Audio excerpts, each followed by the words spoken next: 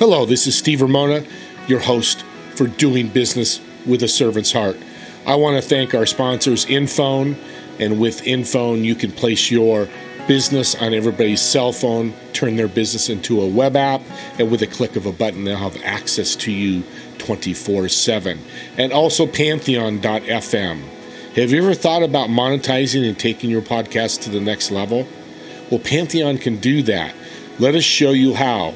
Reach out to Steve Ramona, the host, at infone.co/SR1, and I will go over with you how you can make your podcast really stand out. Let's enjoy the show. Thanks again, everybody.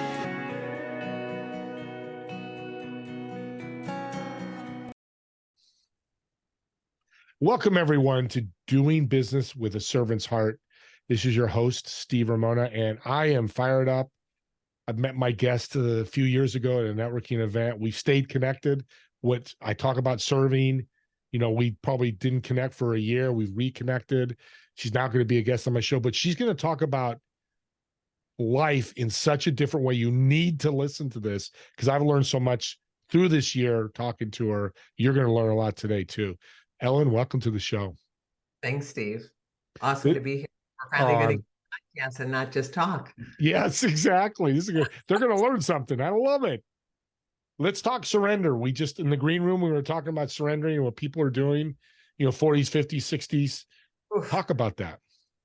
Yeah, sometimes you have to think about like where we've come from and where we're going. And my mom, while she was a high school dropout, was great because she always said age is just a number. And so I even have trouble sometimes remembering the number that I am because to me, it doesn't really matter. But what I do now and what I did even before this in the other corporate role, people are racing to get someplace and they don't know why. And when I say racing, they think retirement is the end goal. And so many things that factor into that. First of all, most don't know why the age 65 was picked in retirement. Do you know why? No. Because when the US decided to implement that program, Germany had done it 2 years earlier and age 65 was what they picked. Wow. So think about, like, why are we running towards something that was just an arbitrary number? And that when it was first established, we only lived about 2.5 years after that. Well, now the life expectancy is far beyond that. And what are you going to do with the rest of your life? When you think of it in thirds, it's like, what's the second act? And why would somebody want to just give up and wait? What are you waiting for? Let me give up and wait to die. It's like tiptoeing through life. Let's tiptoe through life to safely get to death. How about let's go jump out of an airplane? How about let's go on vacation? How about let's discover new things, and maybe I should volunteer and help somebody who needs more help than I do. Action. You're talking about doing something. Just take action. Well, you have to do. You can't just be. Yeah. It's really one step forward. Everything that I get to now help people understand is that we're moving towards something. Whether you think you are or not, you're working towards something. So maybe you should pick it. Yeah. Yeah. That's important. Well, let's talk about fear, because that's the other side of this. I am fearful. How would you handle that when somebody says that to you? So fear comes up. It's an emotion. Mm-hmm. False emotion appearing real. It's invisible, but so is faith. And so we make things so out of proportion in our head. Mm-hmm. And this is where we start getting in trouble, is where the fear really starts taking over. And sometimes we'll explain it in the work that I get to do. We call it the terror barrier, which means if you're growing, you should hit that sucker pretty often, meaning I should bounce up and get over it. But what happens to a lot of people is they hit up to it and they go back to comfort. So I'll give an example. When I decided to leave my profession I had been in for way too many years, when people are counting years, not too much. I mean, I loved it, but I decided I'm going to come out and do this type of work. I'm going to go help other people, leaving something I had done for decades. My friends and peers thought I was nuts because I'm going to go do something. I have no clue what I'm doing. I've never done this before. And you start to rationalize in your head, well, maybe I'll just do it part-time. And when I went to go give my notice in financial services, this is usually unheard of. Usually they just show you the door and take your computer because they said, no, can we counter? And they did, and I stayed a month, and then the CEO called and wanted me to stay longer. That's the fear, because you can start rationalizing, I was really good in that role, but if I stayed, I wouldn't be doing this. And you And weren't really happy either. You were no, great at it, but happiness is part of yeah, this too, right? no, happy was not. And most people will get to that point and they realize that, is it just a job? And I say that with all intention of what a job means to people when they hear it. It covers rent, it covers expenses, but it's not something that I'm going to do the rest of my life. And so why would we be so afraid to leave that? Because we're afraid of failing as much as we're afraid of succeeding. Yeah. Well, how do you work that? Because you're a coach. It's what you do. You're great at it. You're a success. So how do you work that fear out? Somebody comes to you and says, I love what you're saying, but I am scared. So I'm looking now if they can see this. I'm like, get your pen out. Get your pen out. So it's in our head. The fear is in our head. We actually have to get it out of us. And there's a couple ways to do it, but writing is brilliant. Writing is one of the fail safes I go to all the time, because whether it's writing about what I want to go towards, but when there's fear, we're making it way big in our head. And so the reason we want to write it, so for example, if I'm afraid of driving and it doesn't seem to make sense, but you write it on paper, and what you're really looking to ask the question of, but is it true? I'm a bad driver. I get in accidents all the time, whatever it is, which really isn't true. But when you get it on the paper, you're able to then to ask that question and see it in a different light. Oh. So the question always is it true? 99% no, it is not true. It's crap you've made up in your head. So if people have kids, they'll understand it this way. When you have teenagers and they're past curfew and they're driving, where do you think they are? In the ditch in the hospital. Yep. Any parent goes right down that road. Is it true? No, they usually forget to come home at the time they're supposed to. But that's why you have to get it outside of you. And the other way is to talk about it. Talk about it with somebody. Explain what you're so darn afraid of, and what we're afraid of, other people don't reflect back to us because they don't see us in that light. So both of Interesting. those get it out of you. So you help the person deal with reality, which the reality is they're not in a ditch. They're just didn't look at the clock. They didn't text you. They forgot. Yep. But it was real while it was in your head. That's where the reality. Okay, that's the interesting part because it's here. We become what we think about all day long. So if I'm fearful, I'm going to not take steps that would move me towards what I say I want because I'm afraid. And so that's where paradigms come into play. They want to keep us safe. Even though safe isn't what we want, we just have been raised in an environment. Our parents wanted to keep us safe. We wanted a safe job. We wanted to, all of that. And whatever that meant to somebody, it's usually from how they were raised. We all want to be safe and cared for and loved. And Why do you want people to notice you and have you do something different? Yeah. Let's do this because the listeners are going, okay, this sounds pretty cool because it does.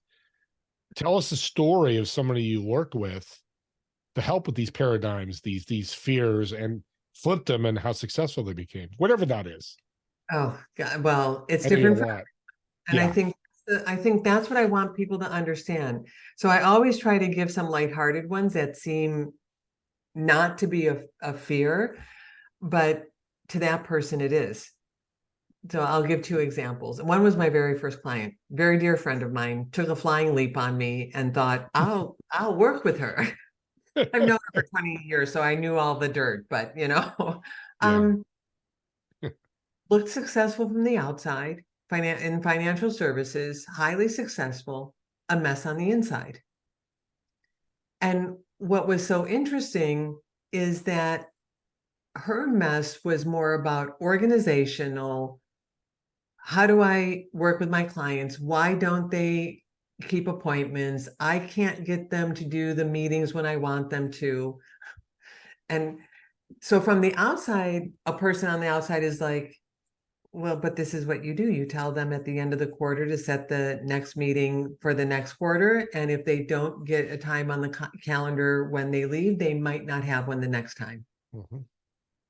Because now she wanted to be a $1 million producer, which she is, but most people would think it was the fear of having to go get more clients. No, they just started to come in because she fixed the operational stuff.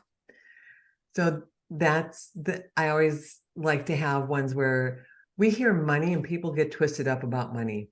We have so much around revenue and money and income. And there's another client who has been an entrepreneur since her late 20s. She actually is like one of the first people I know that really didn't have a job out of college. And her mom had given her a book called Write It Down, Make It Happen by Harriet Claus. Brilliant book because it gives all those types of examples about writing to get it out. Had been successful and then got stuck. And we all get stuck. Yeah. And so she knew what to do, but she had created the story in her head that it was now hard to double because she had grown as fast as she could. Sometimes it's just reminding people, Yeah. if you did it once, you can do it again. There's a sports psychologist who works with NBA players, and he does a highlight reel, which is if you used to be able to shoot the basketball and make baskets, you can do it again. Is sort of the gist of it. And it was just giving her some, and some of the work is I created bad habits.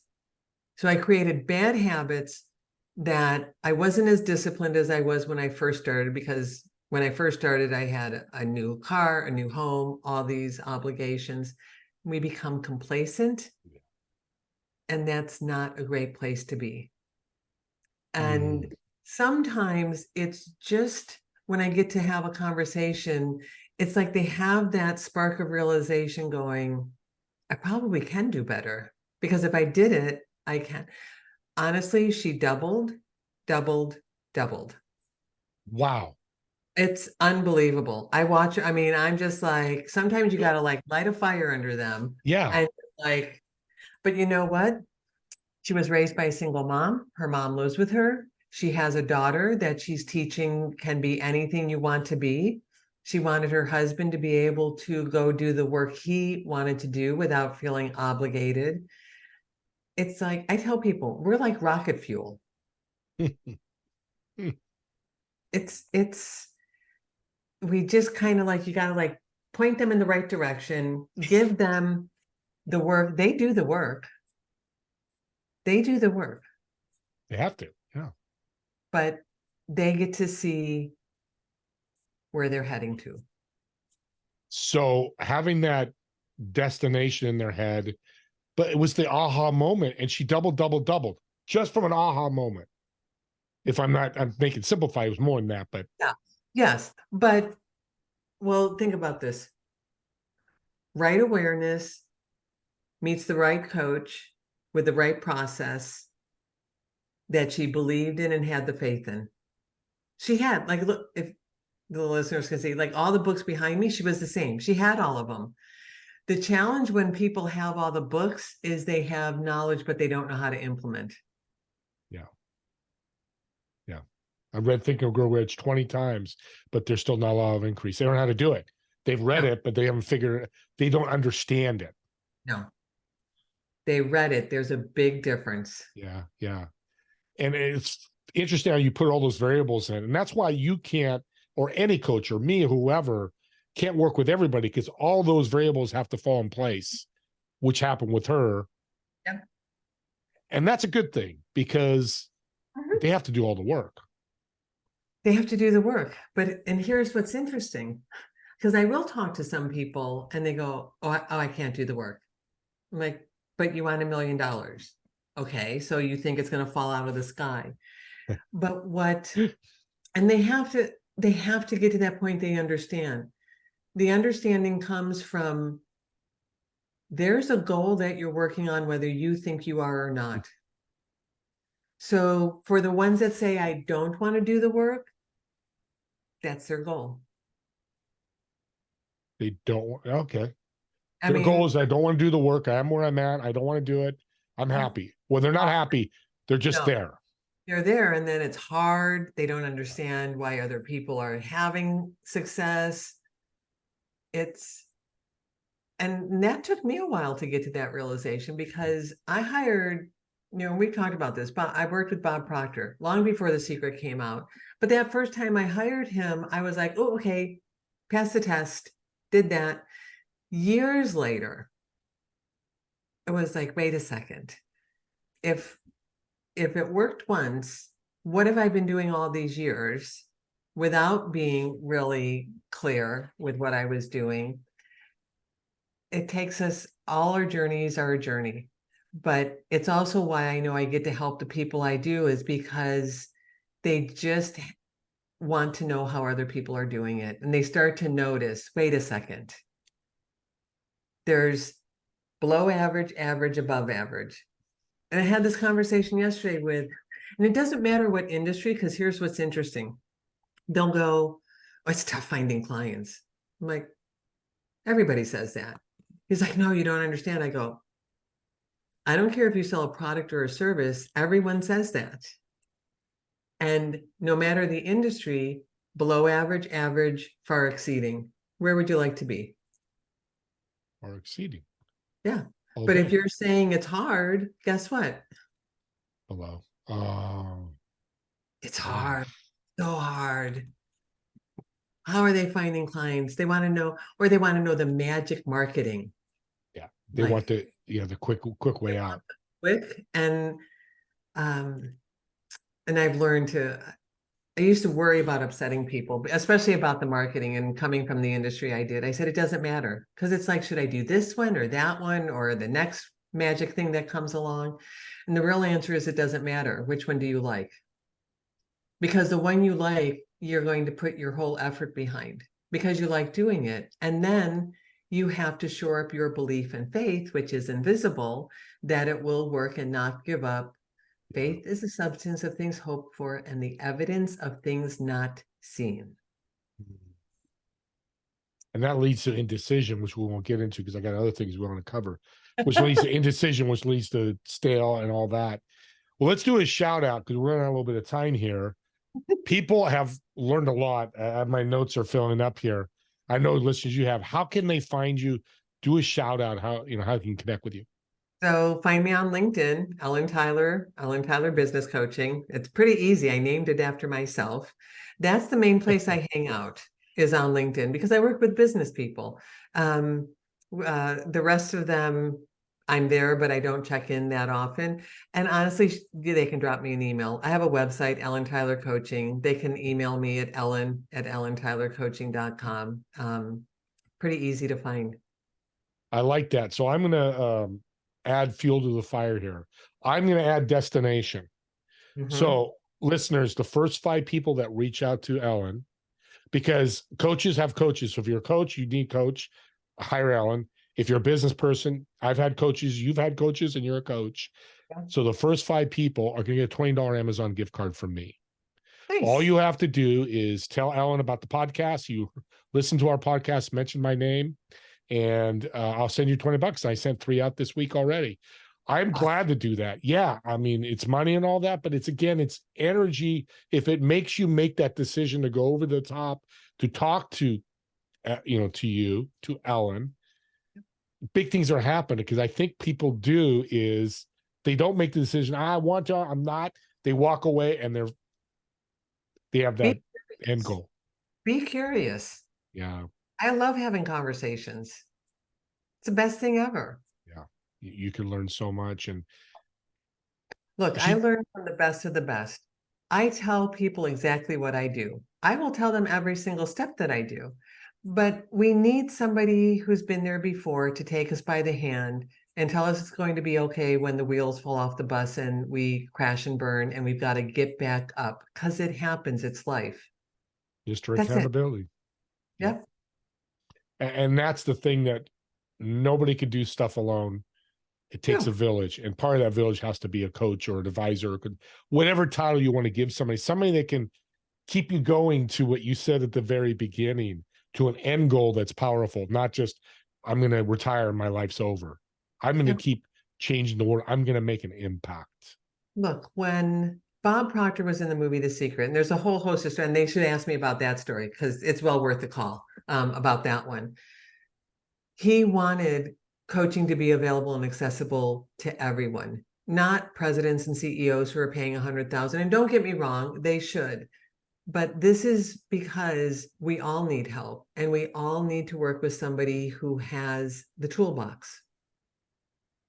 I That's have the a pretty key. darn good toolbox. No, you do. And listen, she does. I've known, like I said, told you I've known Ellen for 3 years. And I relate to this, what you do, Ellen, when you talk about a toolbox. You hire a plumber and he comes in with a computer to fix your sink. It's not the right toolbox. And it happens a lot. And it may not be the coach, it may be that coach for that person, maybe for me, it's not a fit. And Yep. you're not trying to, you're not going to help everybody. I mean, you're going to try to help everybody because you have a huge heart, but what fits you. Let's jump into AI real quick. We're running out of time here. You have some great things about AI and coaching. I want to hear it. Uh, um, well, I would start with, if everybody was just curious and wanted to learn, they would understand why they need to learn AI. It's not something to be afraid of. I was explaining this and they can't see. It's about as bad as when you get a new phone and I've got to learn everything new on here. Everybody's gone through that. That's all AI is. But if it can help make your life easier, learn it now. There's Gary, so many people, Gary Vaynerchuk, you go down the list of everyone who is telling the world, learn it. I do workshops. I do workshops about every month on LinkedIn. Last month, I built a friend of yours and mine. I built his marketing for LinkedIn, because it's just to show people the power of it, but also understand the limitations. It's not meant to replace a person. It is meant to, maybe I need to know what my clients might be worrying about at night. What are 20 things they're worried about? Oh, I have something to talk about now. I have something to come on Steve's show and talk about. But I will say this, the importance is to understand how to prompt. And that's what I teach everybody. Right before the last one I did, and I went through and I say this with with a asterisk. So yes, I went through and I got a certification in AI, but I also think that gets obsolete after about 6 weeks as well, because everything does change. All a person needs to do is play around with it an hour or two a week. It won't take you long to even. And for those 5 that reach out, there's a magic prompt. I love this magic prompt. I share it with a lot of people, but I'll save it for them. But it's a way to help. It's a way to have it become your best marketing tool and marketing expert, email writing expert, social media expert. It's brilliant. But AI is only as good as what you tell it, and you have to tell it a story. You can't just, I bought the 4,000 prompts for ChatGPT that was floating around on Facebook one time. It's just the prompts. It doesn't help you understand. You have to give it the backstory. If I just go on and say, I'm a business coach, write a marketing plan for me, it's just generic. But yeah, I'm doing one next week on Tuesday at 3. If they find me on LinkedIn, it's there, or shoot me an email. I will send it out to them. It's free. Oh, I adhere to what Bob Proctor taught me. We give away everything for free. And that's 3 p.m. Eastern. Meaning what? 3 p.m. Eastern is the workshop. I'm sorry. Yep. 3 to 4:30. I stay longer if people want. Sometimes there's a couple more and we'll build some. We just have fun. I always say, come with what you want to see built and I'll do it. And that's the best way people learn. Let's walk through what the prompts look like. And reach out to her if you're hearing this show a week later, a year later. Just reach out and find out when the next workshop is. Listeners, and we're running out of time here. We've gone over, but I'm glad we did, because what you just heard, listeners, I'm going to flat out say this. I'll probably get ridiculed a little bit. Not every business coach says, I'm going to give you free stuff. They just don't. People don't do that. And AI is the newest and greatest thing. And I'm going to ask her something after the show anyways, because I'm curious. But I love you because you're such a giver. You are a servant's heart. You live it, you say it, you do it. So thank you for being on. And I want you to come back. We've got more to cover here. Gosh. Yep. This is great. Well, audience, you get to hear from her again and probably again. But with that being said, I'd love for you to give my audience a tip to help them in their journey they can take and work with on their life. The most important first step for anyone is get very clear on the goal. And I mean really clear. It's never about the dollars. And don't get me wrong, a lot of people, they do need the income. But you have to get down to the understanding of what the income does for you so you can paint a very clear picture. Because if you're going to give universe or God an order, if you just tell him ice cream and he brings you pistachio and you like vanilla, well, then shame on you. Get really clear. Think about it every day, and think about the future you having it. And make decisions today from that. But it all starts from, can I state my goal in a couple sentences so Steve knows what I'm aiming for? And then tell everyone.